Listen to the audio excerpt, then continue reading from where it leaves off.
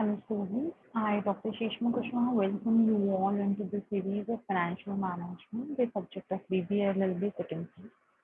Today it's the first session of the subject and into this subject the name suggests we'll be studying about the how to manage the finances. So into this session we'll be studying about the meaning of finance, like what is finance actually, what are the various types of finance, approaches to finance, scope of finance function, and then introduction to the financial management, and then financial and other disciplines. Let's begin the session now. So first of all, what is finance? Finance is defined as the provision of money at the time when it is required. Every enterprise, whether big or medium or small, needs the finance to carry on its operations and to achieve its targets. Actually, finance may also be defined as an art and science of managing the money. So, we have two types of finances. These finances are the public finance and the private finance.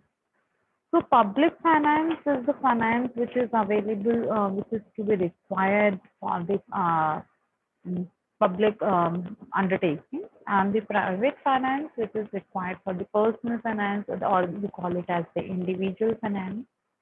Then the business finance, that is finance required for the business organizations, and the finance of non-profit organizations. So the business finance, that is the main term which is we are supposed to understand and will be included into the study. And into the business finance, business term is been including the industry, trade, and commerce. And finance as may be defined as the provision of money at the time when it is required. So finance refers to the management of flow of money through an organization. It concerns with the application of skills in the manipulation, use, and control of the money. That how we are using that money into the industry, into the trade or commerce, or into the business organization. That will be studied under the business finance. Approaches to the finance, we have basically two approaches to the finance, the traditional approach and the modern approach. The traditional approach explains included that or into this only the raising of funds was been included into the traditional approach. According to the traditional approach, the function of the finance function was limited to the raising of funds only.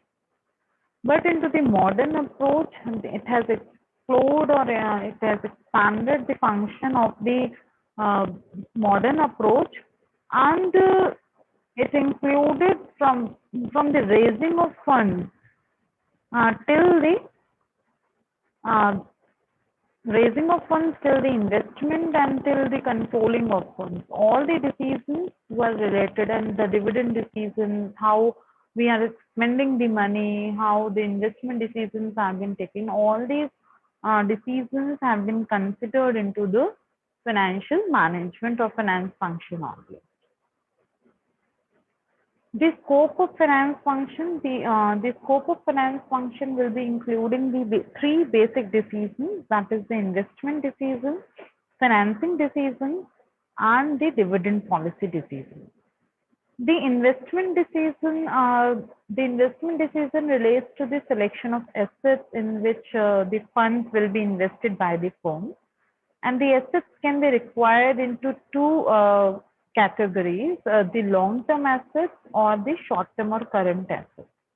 Now, the long-term assets are those assets which will yield the return for a longer period of time, that is more than for 1 year. The short-term or current assets will be those assets which will be used in the normal course of business and are easily convertible into cash within the period of 1 year only.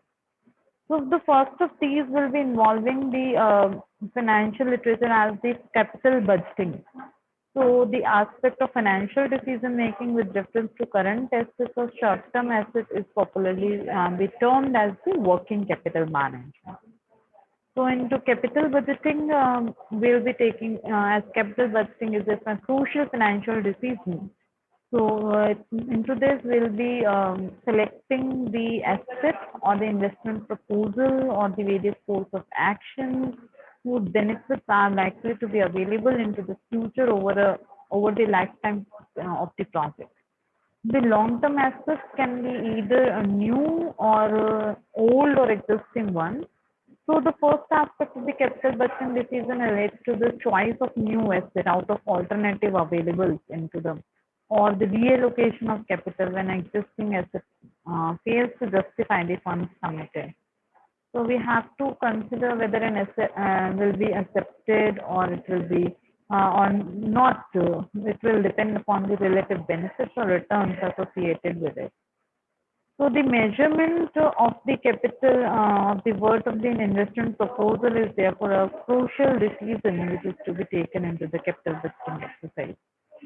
And another aspect of the capital budgeting decision is the analysis of risk and uncertainty, which is totally important into this, as we cannot ignore the risk and which is related to the particular asset or the investment proposal. Uh, so an element of risk in the sense of uncertainty of future benefits involved in this exercise. So we have to consider that too while evaluating the various investment proposals. And finally, we have to identify that cutoff rate or the minimum rate of return on that given asset, and then we have to take the decision. And into the investment decision, as we have discussed for short-term assets, we'll be considering the working capital management, which will be looking around the raising of capital, working capital, the overview of the working capital, how we are managing that working capital and maintaining the working capital into the organization, so that we can maintain the liquidity into the organization. Right. Basically, there's a conflict between profitability and liquidity, and we have to try to maintain a balance in between profitability and the liquidity into the organization. There are many assets which are not liquid. We should try to maintain a balance in between these two. The next is the financing decision. The second, the major decision into the financial management, which will be taken by the financial manager, will be the financing decision. Into this, he'll be taking the decision regarding the capital structure. That is, capital structure is the proportion of the debt and equity into the financing mix or the capital. Right.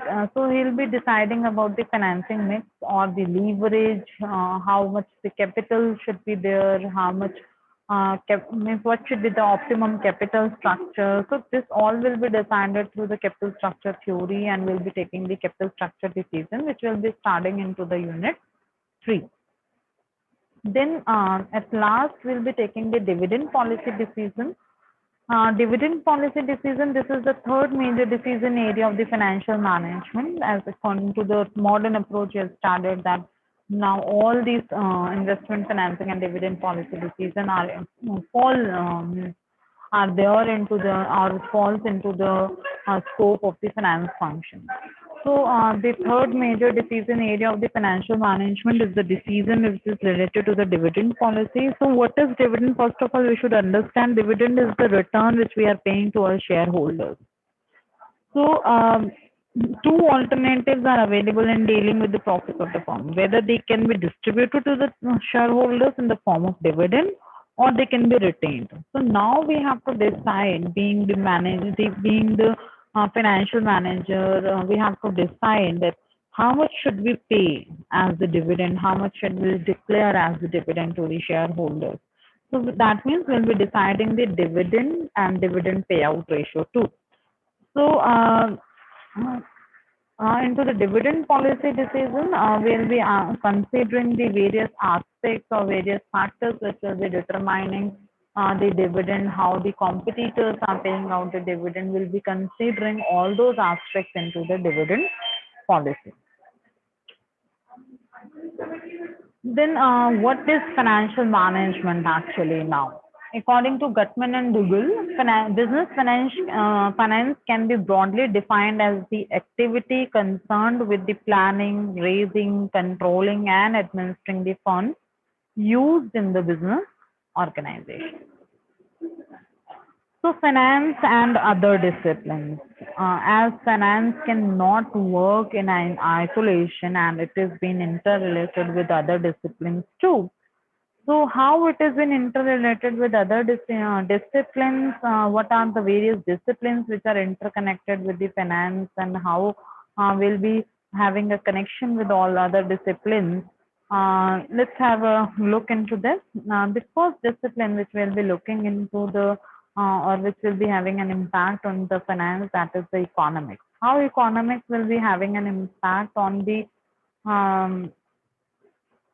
decision making.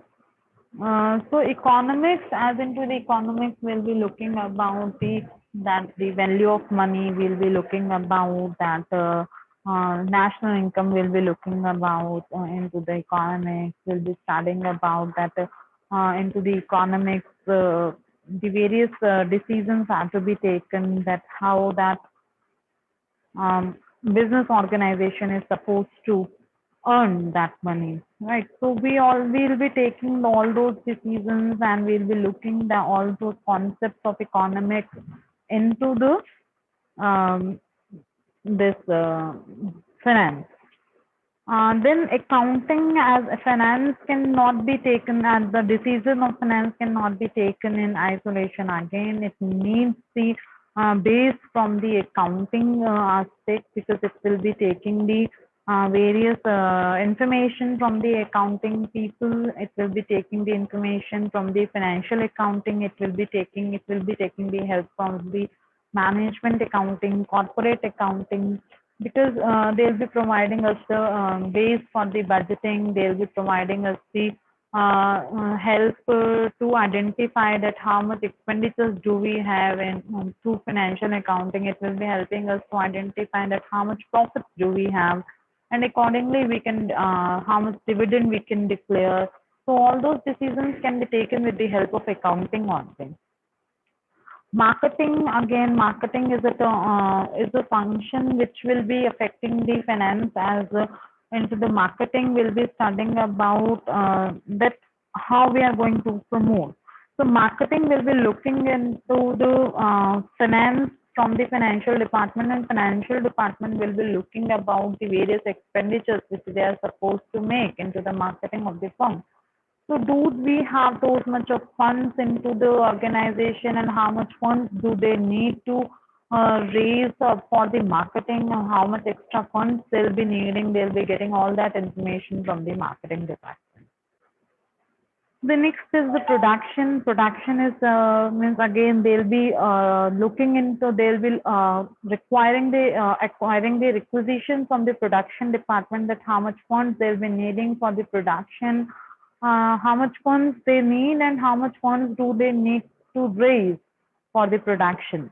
How much production can go ahead, or what will be the optimal production level for the business organization. That will they'll be looking from the economics, and here we'll be having an integration of economics, finance, and production.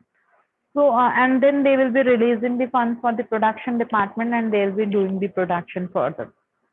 So again, we can say that finance and production will be interrelated with each other. HRM again will be needing the funds from the financial department to pay off the salaries, to pay the incentives. Can we pay higher salaries to our employees to boost up their morale, or to boost up to provide, to give them the motivation, to motivate our employees? Can we pay them higher salaries or incentives, or can we provide some other extra benefits to our employees to motivate them, so that they feel the belongingness to the organization? Again, we need how much extra people, how much means big how much big team we can have. Again, it will be depending upon the finances which we are having into the business organization. If we don't have that much of finances, we cannot hire a big team into the business organization. So all those decisions will be again dependent upon the finance function. So with this, I'll be ending this session. Thank you so much. For any further query, you can contact at the given email address.